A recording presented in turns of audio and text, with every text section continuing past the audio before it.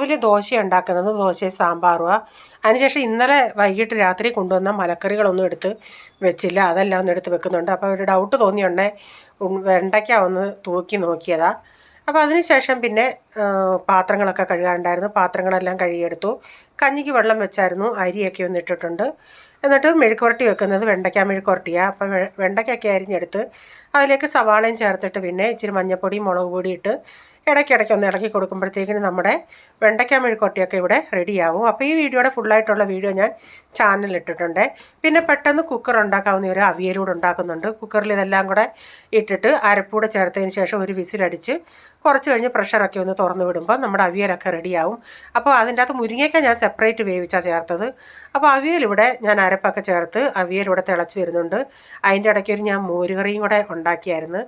അതിന് ഇപ്പോൾ കടുകൊക്കെ വറുത്ത് ചേർത്തിട്ടുണ്ട്. അപ്പോൾ ഇന്നത്തെ വീഡിയോയിലെ വിശേഷങ്ങൾ ഇതായിരുന്നു.